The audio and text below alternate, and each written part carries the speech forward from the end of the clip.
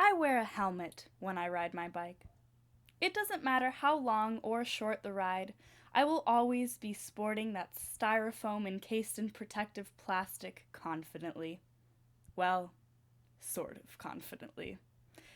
Helmet wearers, or metalheads, as I have been called by a real comedian of a friend, are typically grouped into the same categories as shirt tuckers, eyeglass neckcord swingers, fanny pack accessorizing, arch support trotting, manual reading losers. And I accept that. I am an avid helmet wearing loser. Let me explain myself. Besides the fact that I have taken an abnormal psych class that focused almost entirely on all of the possible ways to experience a brain debilitating injury, I also have a partiality to erring on the safe side. Or anxiety ridden side, whatever you're more willing to empathize with. I have, on average, 12 minor panic attacks every school day. On a typical weekday, I have 3 classes. Throughout each class, I generally raise my hand to share 4 times, and every time I share, I have a minor panic attack. Let's review. 4 panic attacks each class.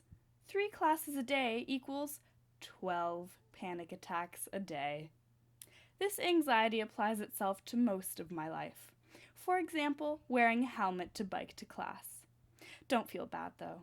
This number has been slowly decreasing over time. How did I get this way?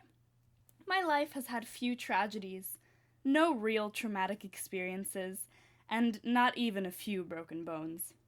In fact, growing up, my parents protected me from just about anything. I wasn't allowed to ride roller coasters. My mom thought they would give me brain damage. I was also not allowed to ride my bike on the street. Also, the sidewalk. No street, no sidewalk. That left me limited to my horseshoe-shaped driveway. I would walk out the door, helmet and all, mount my Toys R Us bike, ride as fast as I possibly could, and then stop, turn around, and ride the same way to the other side. I would do this for hours.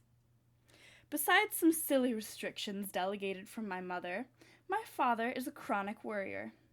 If someone was late getting home or did not call, it was immediately assumed that something tragic had happened, and the house was thrust into possible emergency reaction mode.